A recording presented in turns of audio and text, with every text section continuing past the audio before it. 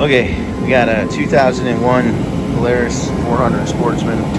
Shut that off. Doing all kinds of crap on it. Destroyed a rear hub. No more splines. There should be splines. Got a front axle shaft that's totally shot. Okay, so here's what I did. I think in the book it recommends you remove this lower hose. I didn't really find it necessary. I actually even got the front drive shaft out without doing that. So what I do is I just turn them sideways, blast them with some PB blaster, and then you knock the pin out. I just used a nice little punch. Try and find one that fits the size of the pin pretty well. You can see here.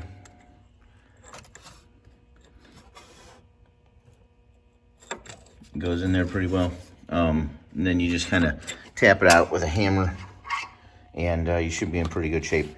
So that's the first step, at least what I did, because I didn't want the shaft kind of flopping all around, even though it's already shot. And then from there on out, I'm gonna start taking some of the stuff off, the brakes, the hub. I'll walk you guys through that. Okay, so step one, you've got bolt holes right here and right here. It's gonna sit, it's gonna sit on here, and you're looking for those two bolts, which look like this, 14 millimeters in the back, holding on your caliper. You're gonna take those two guys off right there, move your brake out of the way, and then you got next is gonna be your hub, which is a T25, and you're gonna start taking these guys out.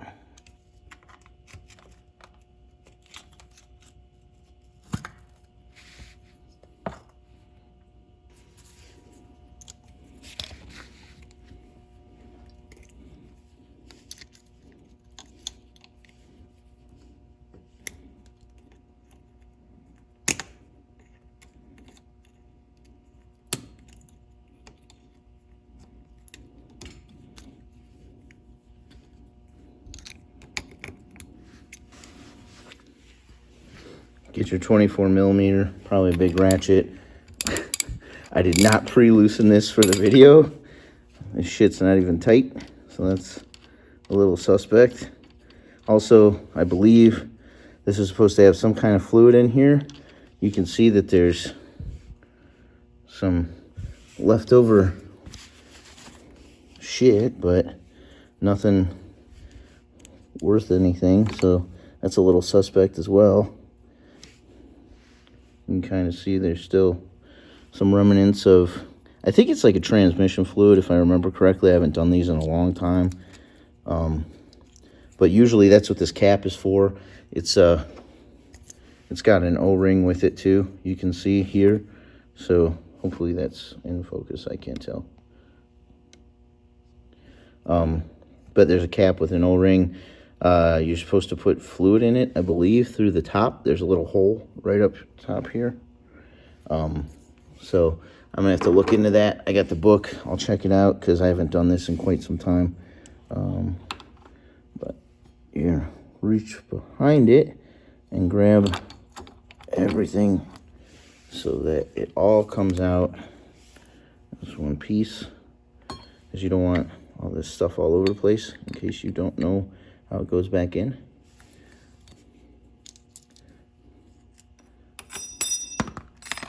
Drop that on the ground, because you're going to want to put that into a bunch of dirt and bullshit, just like I just did. That's awesome.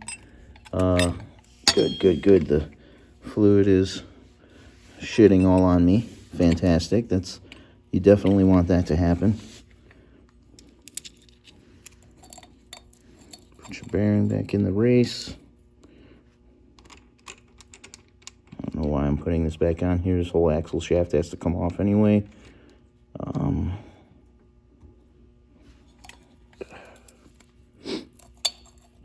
There you go. And then find a nice place to put it. Put a rag in it so everything doesn't fall out. Yeah, okay. Just making sure. Got that.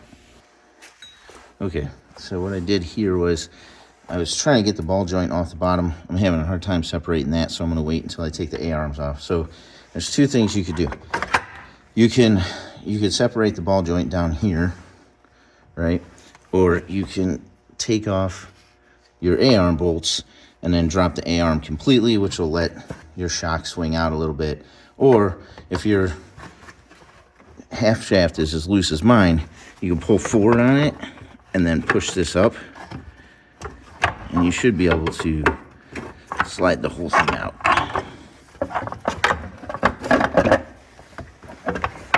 And if the half shaft's shot, like mine is, it should be easy enough to get out. If not, then you're gonna either have to take off those A-arm bolts, like I said, or that ball joint at the bottom. I don't need to take the ball joint off, so I'm just gonna remove my A-arm bolts so I can do the bushings in those, because those are shot too. And don't forget to grab your bearings off, because that's what's gonna sit in the race on the inside here. Got a little bit of movement in the front A-arm bushings there. So I'm gonna pop these off. It's a 14 millimeter here. Turn this one up here.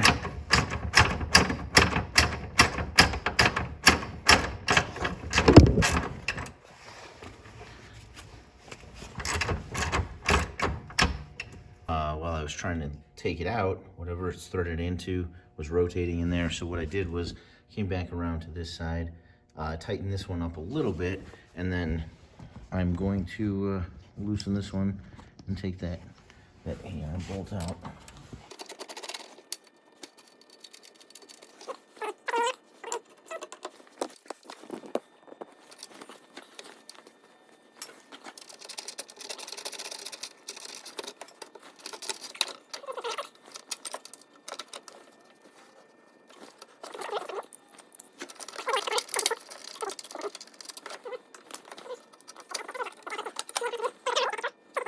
Alright, so before you put your hub and everything back on, might as well do it. I just put this in my vise real quick, and then I took the a 5 millimeter Allen head socket to take the drain plug out, because mine on my other side was froze up pretty good. I'm going to put some Teflon tape back on this thing, and then I'm going to put it back in. I also cleaned it out a little bit too, because just the oil and everything that was still in it was really grimy and shitty. So this is that bearing that I had dropped on the ground, rolled through all that crap, which was just not smart on my part. So like I said, take my advice, clean up your area when you're starting to reassemble. That way, if anything does hit the ground, it's on fresh cardboard or fresh concrete, and it's not getting covered in shit. So what I do normally is I'll blast this a little bit with some brake cleaner. I don't know if that's the right way to do it. That's how I have kind of always done it. It cleans the stuff out. Then I hit it with the compressor real light and dry it off, and then I oil it. So I oiled this with just a standard like 10W30. And in case you never really knew or understood, if the bearing race is tapered outward, or it's tapering, I guess it's raising to the inside, you always want your bearing to match that, obviously. I don't know, if you don't know that and you're doing this, you might want to just take this to a mechanic. That's pretty standard stuff, but I figured I'd just bring it up anyway. Also, make sure just clean off the magnet on the end of it. You shouldn't really have too much damage or metal flakes or chips on there, but it's a good idea.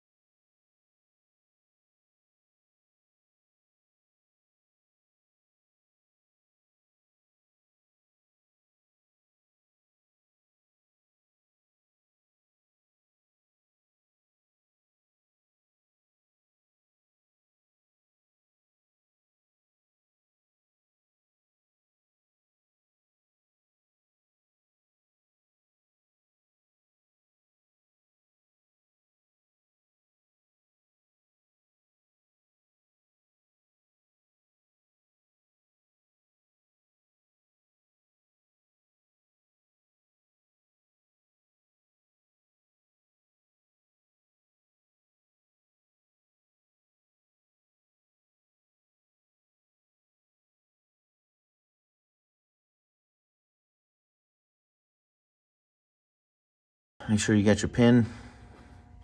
That's gonna go in your output shaft coming off the differential. So put that to the side, put a little grease on it. I'll show you what that looks like in a second. You're gonna need your half shaft, right? I put the bearing on already so I know which one goes where. You're lining up your hole on the output shaft. I face mine like this, horizontal, so that I know when I line up the hole on this, that it's in the right spot. I like to fish this through here, and then, see if you guys can see this. Turn it down. I'm trying to get this through here. So we're gonna push the axle shaft through the knuckle. Hopefully you guys can see that. Here's what's happening. I'm pushing this through. I've got my bearing already on the inside. Okay. This hole, we're keeping an eye on that. Let me turn this. Okay. Keep an eye on the hole here so that it lines up with that. I'm gonna walk this on, feel out the grooves, feel where those are at.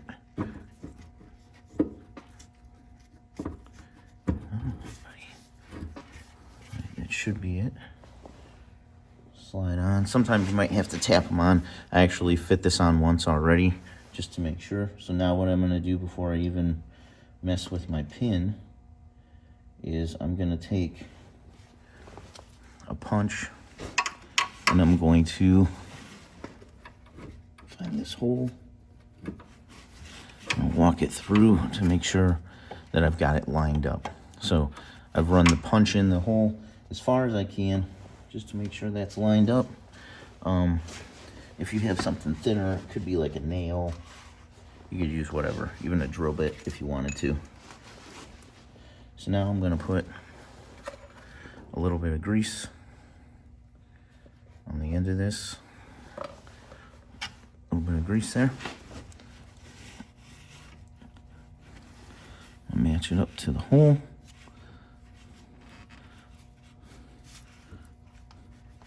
Kind of wiggle back and forth to make sure that I'm lined up.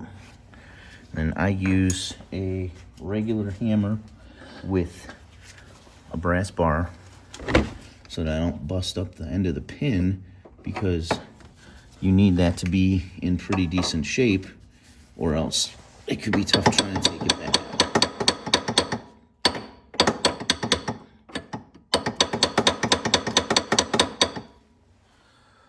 Doesn't feel like it's completely lined up. So I've either gone too far or I moved the shaft. So let's double check it. All right. There we go. You can actually, hopefully you guys can see that, but the end of the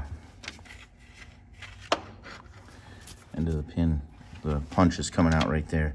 I was off by 1 tooth. So what you guys didn't see is me taking it off, sliding this out, and then turning it slightly and putting it back on.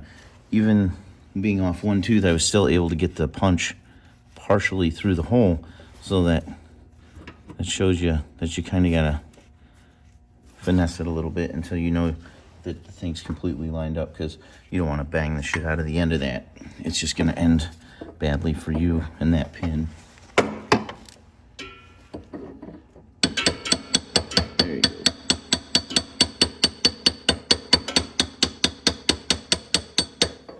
It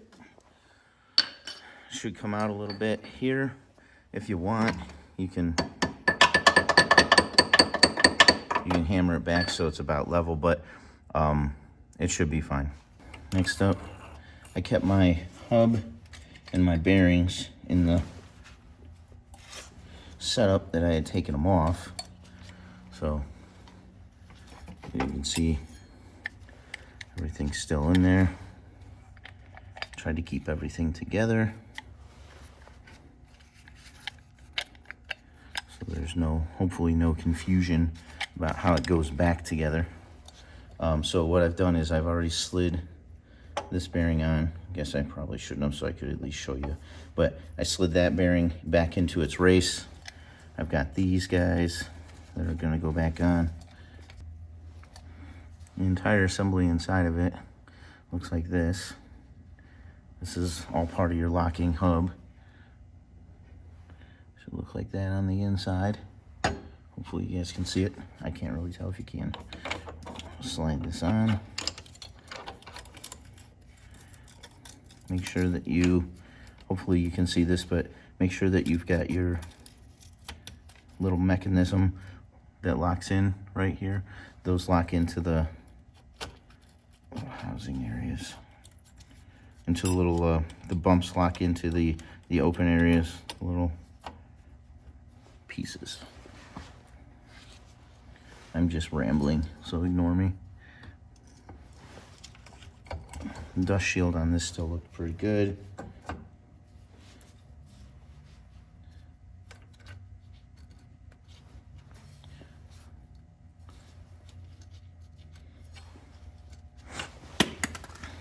That's not great.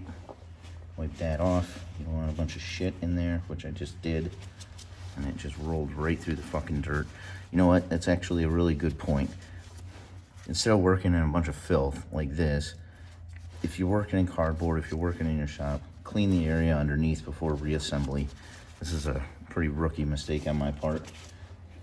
That should not be sitting there looking like a shit house and for you to drop your bearings into. This is not a smart move.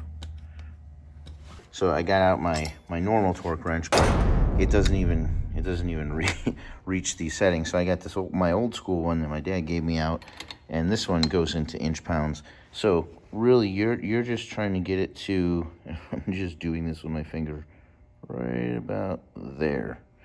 So I already tightened it to. It's like 220, I think, 220 inch pounds, and then rotate a couple times, which I already did, and then retighten to like 165. So it really doesn't take a lot of pressure. It's already got a cotter pin in there, so that's good. And then also, if you're looking for the fluid type, I think I ran engine oil in it before, but it's an ATF, so it's type F if you really want to put the right shit in there. I mean, it's a 400. It's mostly used for yard work. It's not seeing a lot of heavy duty runtime, especially in 4-wheel drive. But I'll probably just grab one of the ATFs, the automatic transmission fluids that I got, put it in there. It only takes 2.5 ounces. So yeah, there you go, man. Our drive shaft here. We're gonna put it in. So we're trying to line up this hole on the top, this hole here. And then we've got our rear spline, our rear output, or input, I suppose, all the way in the back there. Should be able to see it.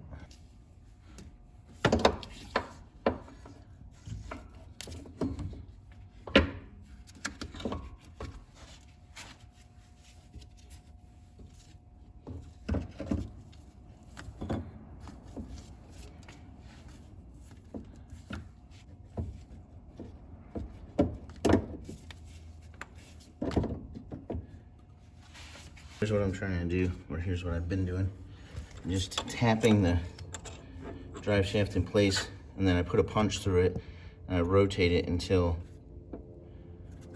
I get to where I think the holes are fairly lined up. And then basically I'm sliding this on. But the problem is right now I need 2 hands so that I can pull the shaft off of the back spline here. After dicking around with it for a minute and kind of working the back part of that out and then back in a couple times to get it fitting correctly, because this was actually a different shaft than what I had, because you guys saw I grenaded the first one. So I was able to get it to fit, because what I ended up doing was, by going back and forth with this thing a couple times, Made it easier to maneuver, and now I can actually feel it catch the splines right there.